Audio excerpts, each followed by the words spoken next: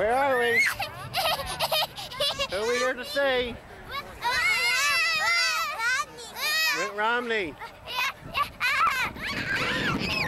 Let's see. Alright, we gotta go up there. Stop being wild. Let's go see what he's doing. Say bye.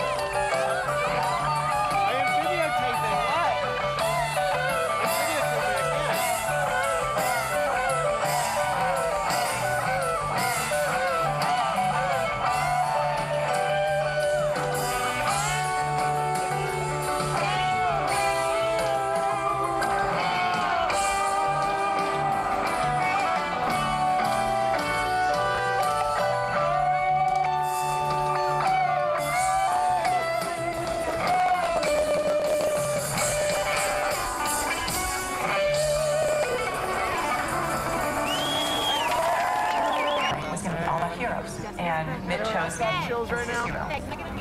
My life was in jeopardy. And I was like, as vulnerable as a person could be. And I trust Mitt. I trust him with my life. She's gorgeous. Absolutely beautiful. I can't explain love. I don't know why it happens. I don't know why it endures the way it does. At the very beginning, I sat with her, chatted with her, put my arm around her, and, something changed. My 16th birthday party was when Mitt died. In the summer, my dad used to pack up our family and take us to the great national parks. It was during those trips that I fell in love with America.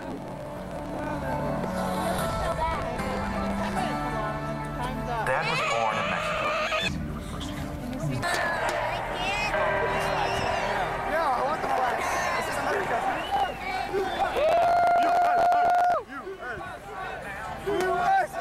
The next president of the United States, Mitt Romney.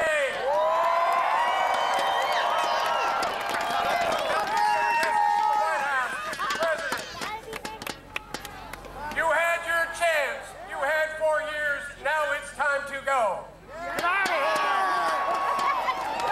You had your chance. You had 4 years.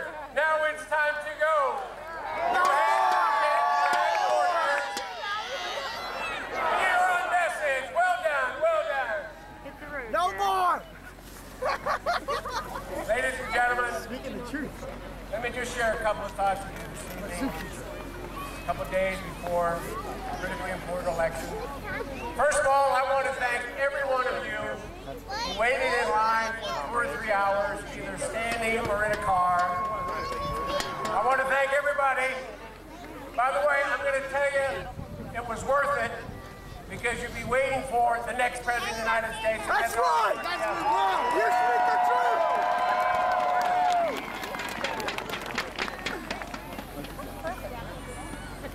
Now, I think I know a little bit about it. Yesterday, I was with Tag Romney and Ben Romney. We stopped by some victory centers. Boy, those victory centers were packed. And what did we hear from them? We didn't hear positions. We heard about their father.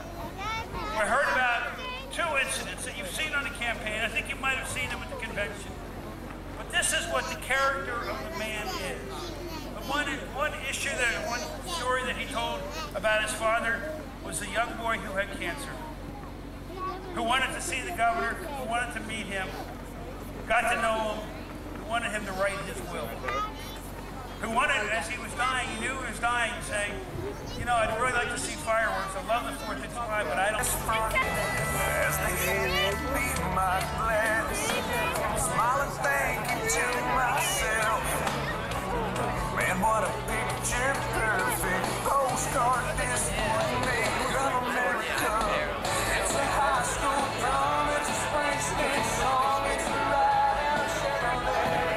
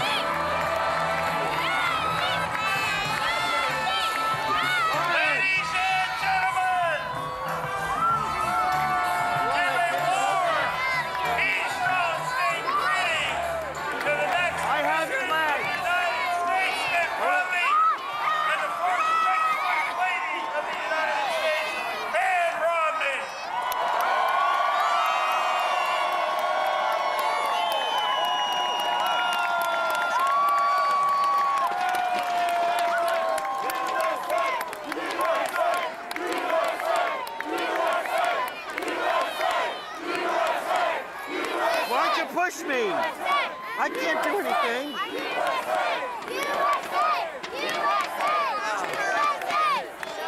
Philadelphia welcome. Thank you so much. What a welcome. I want to hold this, just like that. Stop, I'm not going to let you go. I want to introduce the next First Lady of the United States by one Zoom in, there you go.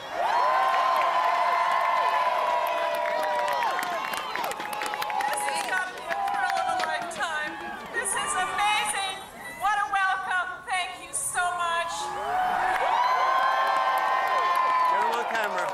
This campaign is Get him on drawing camera. to a close, and what a wonderful welcome that you've given us, and what energy you've given us to know that we can finish this race strong.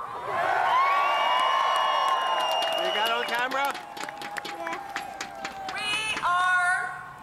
We are so excited about Tuesday, and we're so excited to be in Pennsylvania.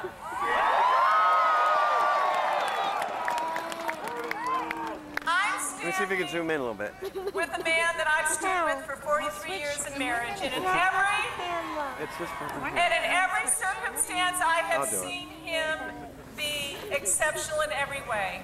And I can tell you, he will not fail. We have got to get this right. We love this country. We believe in America. I'm going to watch this man save this country and put it back on track. The next president of the United States, Mitt Romney. Stop rocking, Alana. Just stay straight.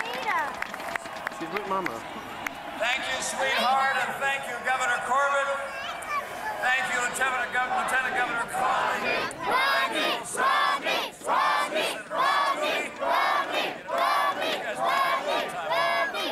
and thank you to the next United States Senator from Pennsylvania, Senator Smith-to-be. Congressman Fitzpatrick, appreciate your being here. And how about that music? I understand the Marshall Tucker Band did a great job. Now, we are close to a place where a lot of people are still suffering the consequences of a terrible hurricane, as you know, and maybe even some here in this audience are having some tough times, and our hearts go out to you. And if you have some extra funds that you can provide to people, please contact the American Red Cross or the Salvation Army or any other groups that are helping provide care for those that are having a tough time. Thanks also to the governors that are dealing with this tragedy, particularly I think about the governor of New Jersey, Governor Christie. He's giving it all of his heart and his passion to help the people of the state. They're in a hard way, and we appreciate his hard work. Thank you, Governor. And I just got to say to you, what a welcome. Thank you so very much.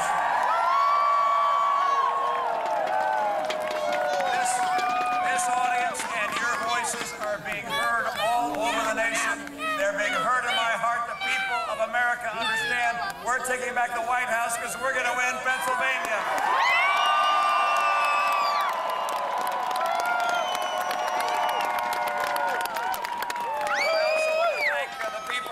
So much work in our campaign, making phone calls from our victory centers, putting a sign up in your yard or in your neighbor's yard, or by convincing a co-worker to vote for Paul Ryan and me. It means the world to me. Thank you so much. Now let's make sure that every single person we know gets out and votes on Tuesday. This rally and all your work so inspiring is that you're here because you care about America. There's a campaign about our country and about the future we're going to leave to our children. We thank you. We ask you to stay at it all the way until victory on Tuesday night. Now, it's possible that some of your friends or your family members haven't made up your mind as to who to vote for. So let me suggest that when you talk to them, you tell them to look beyond the speeches and the attacks and the ads, and you look at the record of the people running for president. Because you see, talk is cheap, but a record is real and it's earned with effort. Change can't be measured in speeches, it's measured in achievements. And 4 years ago, he promised to do so very much, but he's fallen so very short. He promised to be a post-partisan president, but he's been most partisan, dividing, attacking, blaming. It's not only Republicans he's refused to listen to, it's also independent voices. He was going to focus on creating jobs. Instead, he focused on Obamacare, and that killed jobs. Remember, he said he was going to cut the deficit in half, and then he doubled it. He said unemployment would be now at 5.2%. We just learned it's 7.9%. That's 9 million jobs short. Unemployment is higher today than when the president took office. He also promised that he would save Social Security and Medicare from insolvency. He didn't. Rather, he raided $716 billion from Medicare to pay for Obamacare. He said he was going to lower health insurance premiums by $2,500 a family. Have you seen that? Now, the American family pays $3,000 more a year now. And for gasoline, $2,000 a year more than when he was elected. Of course, he also said he would work across the aisle on the most important issues America faces. Do you realize he hasn't met on the economy, or on the budget, or on jobs with either the Republican leader of the House or the Senate since July? Instead of bridging the divide, he's made it wider. So many of you look at the big debates that we have in this country, not as a Republican or as a Democrat, but first as an American. You watch what's happened in this country over the last 4 years with an independent voice. You hope that President Obama would live up to his promise to bring people together, to solve big problems. He hasn't. I will.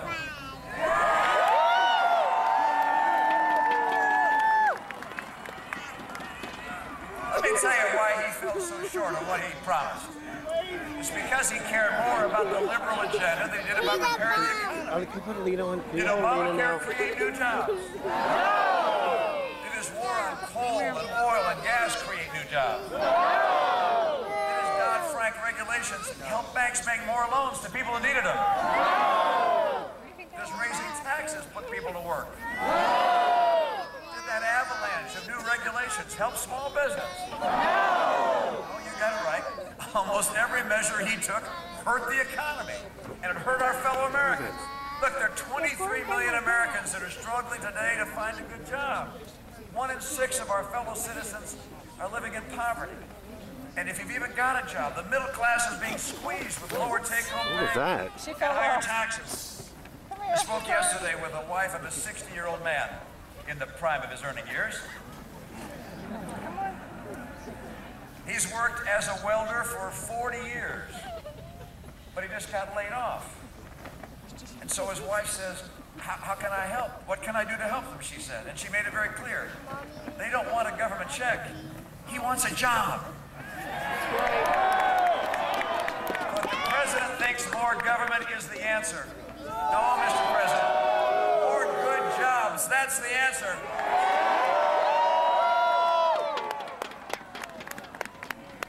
The question of this election comes down to this. You want 4 more years like the last 4 years, or do you want real change? Now, President Obama promised change, but he couldn't deliver it.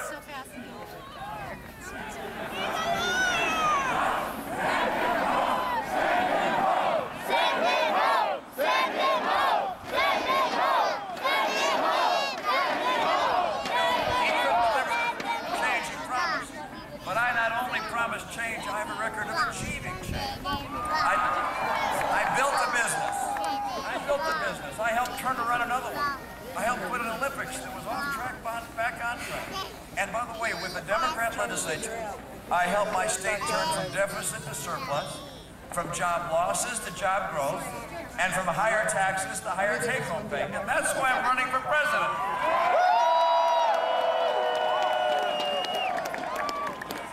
I know how to change the course the nation is on, how to get to a balanced budget, how to build jobs, and see once again rising take-home pay. Accomplishing real change is not something I just talk about. It's something I've done, and it's something I will do as President of the United States.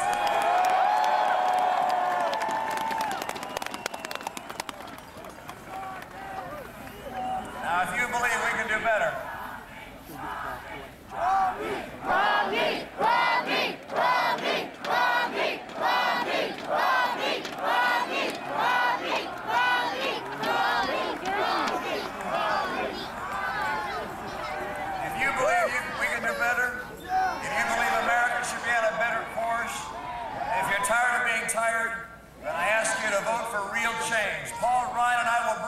change to America on day one.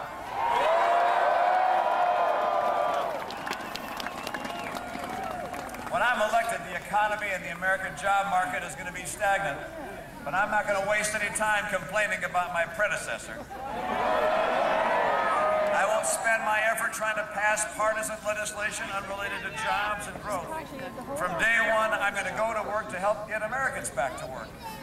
And people across the country are responding to our 5-part plan to create jobs. Part 1 is about taking full advantage of our energy resources, our coal, our oil, our gas, our nuclear, our renewables.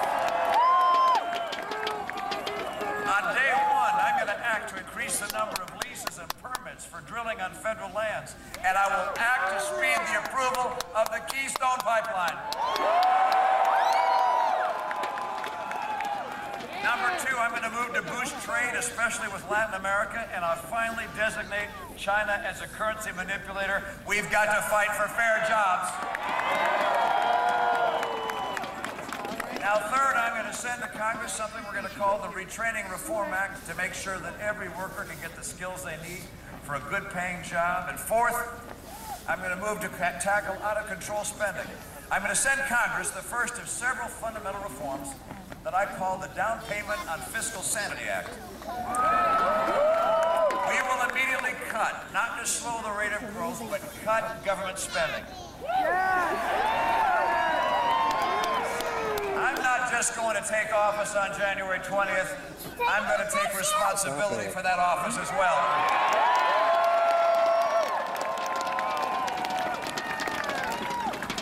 And number 5, I'm going to act to boost small business and all business. I'm going to issue executive orders aimed straight at the problems that are holding our economy back. The first is going to grant state waivers from Obamacare to begin its repeal.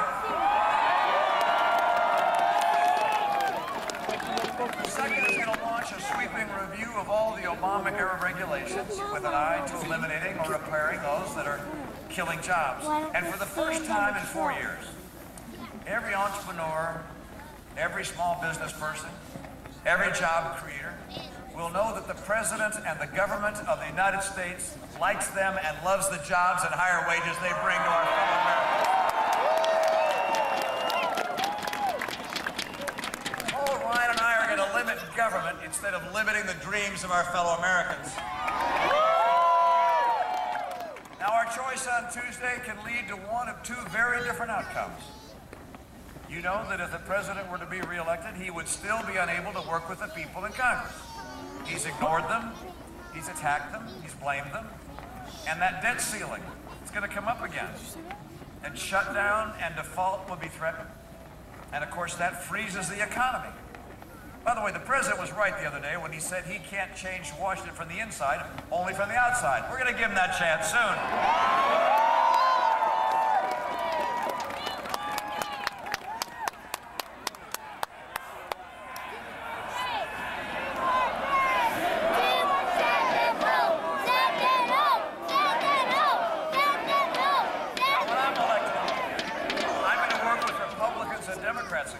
I'm going to meet regularly with their leaders. I'm going to endeavor to find the good men and good women on both sides of the aisle that care more about the country than they do about politics. Now, if the president were to be reelected, he's of course going to continue his war on coal and oil and natural gas. When I'm elected, we're going to change course on energy to build jobs, to help with prices at the pump. We're going to achieve North American energy independence in 8 years. Now, if the president were to be reelected, he'd continue to crush small business with his plan to raise taxes, to expand regulations, to impose Obamacare. I care about small business. I see it as a means for people to fulfill their dreams. Last week, I met Rhoda Elliott, Virginia, Richmond. She had been running her family restaurants for years. The business has been in her family, Bill's Barbecue, for 82 years. At its high point, she employed 200 people. She just closed it down.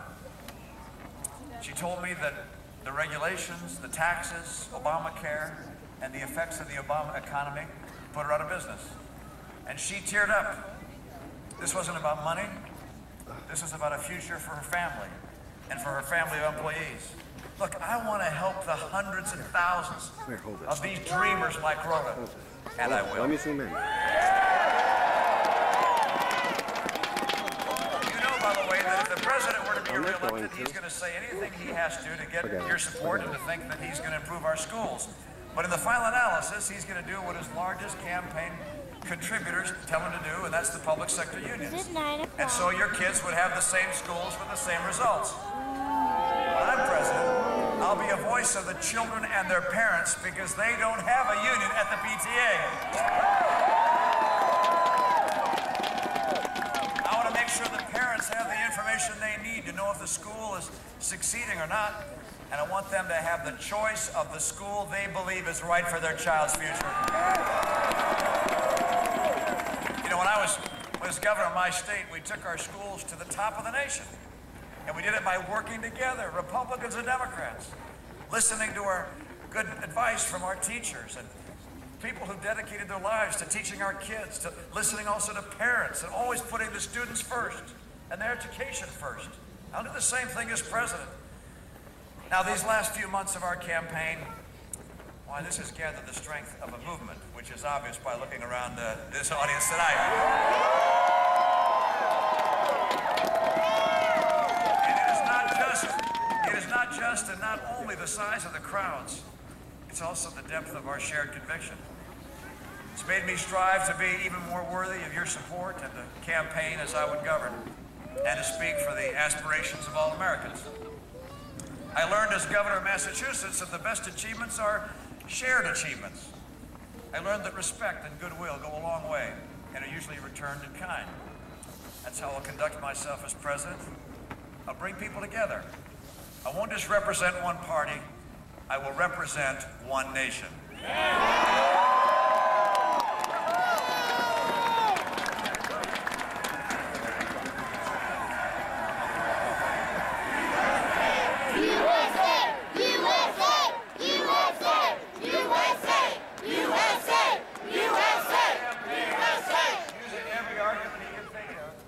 President Obama has tried to convince you that these last 4 years have been a success.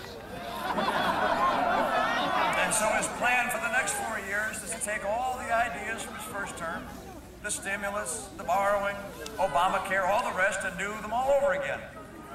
He calls that plan forward. I call it forewarned.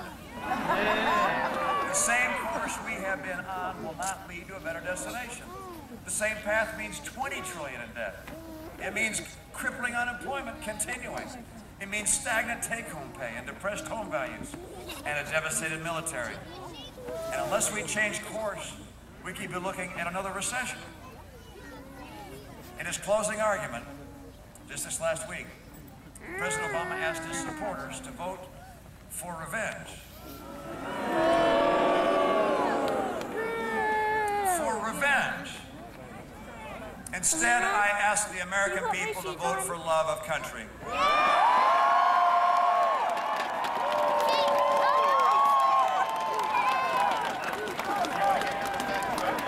Together, we must lead America to a better place. Now, we're only 2 days away from a fresh start, 2 days away from the first day of a new beginning. My conviction that better days are ahead is not based on promises and rhetoric, but on solid plans and proven results, and an unshakable faith in the American spirit. If there's anyone worried that the last 4 years are the best we can do, if there's anyone who fears that the American dream is fading away, if there's anyone who wonders whether better jobs and better paychecks are a thing of the past, I have a clear and unequivocal message. With the right leadership, America is about to come roaring back. We're Americans. We can do anything. The only thing that stands between us and some of the best years we've known is lack of leadership, and that's why we have elections. This Tuesday is a moment to look into the future and imagine what we can do, to put the past 4 years behind us and start building a future.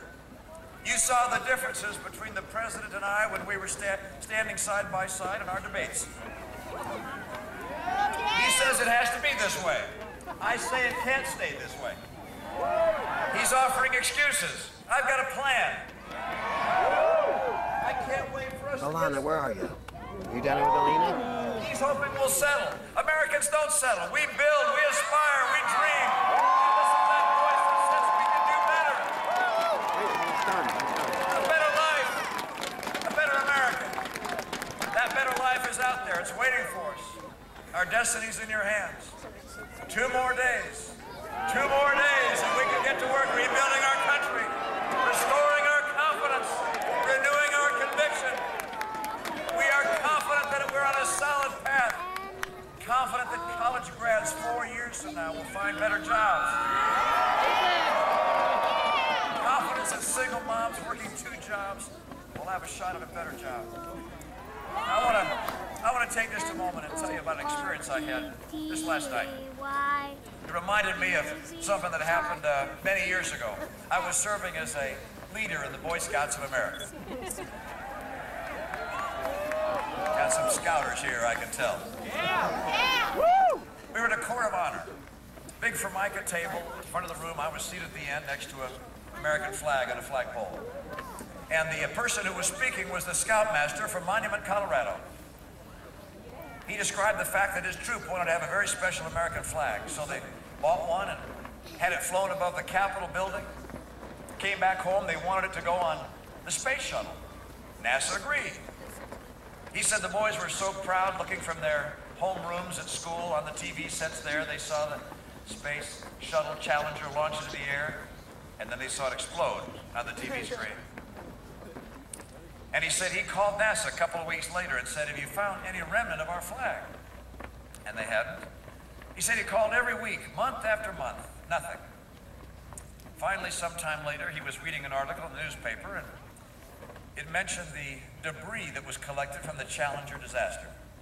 And there was a note about a flag, and so he called NASA and said, have you found some part of our flag? And NASA said, in fact, we have a presentation to make to your boys. So NASA came, and the Boy Scout troop gathered, and they were presented with a plastic container, and they opened it up, and there was their flag in perfect condition. And he said, that's it on the flagpole next to Mr. Romney at the end of the table. And I reached over and touched a hold of that flag and pulled it out. And it was as if electricity was running through my arm.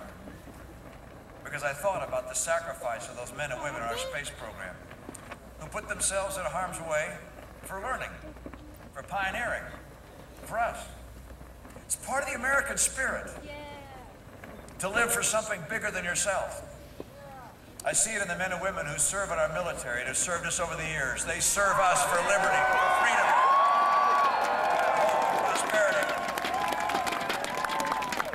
I love all the verses in that wonderful hymn, America the Beautiful, but one in particular stands out. Oh, beautiful for heroes proved in liberating strife, who more than self their country love, and mercy more than life.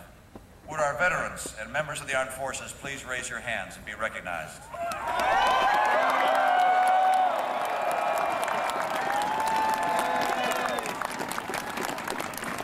We Americans live for things bigger than ourselves. Our schools, our churches, our families, our nation. I think about my sister. My sister Lynn is in her 70s. Her husband died a few years ago. She has 8 children, 7 of them married, kids of their own. The 8th child was born Down syndrome. He's now 43 years old. He lives at home with his mom. And she devotes her time and her care to helping that child that has all of his life for 43 years. She's a hero to me. I love America's moms, single moms, dads, that make a difference for their families. This Christmas, thinking of all the couples that are not going to be exchanging gifts with one another so they can make sure and have a great Christmas for their kids. Think of all the single moms who are scraping and saving to get by so they can make sure and have a good meal on the table for their kids at the end of the day. Think of all the dads and the moms that are working 2 jobs so they can buy the kind of clothes that their kids need so they won't stand out in school. We're a generous people. We give to others in need. We live for things bigger than ourselves. And on November 6th, we can come together for a better future. And on November 7th, we're going to get to work.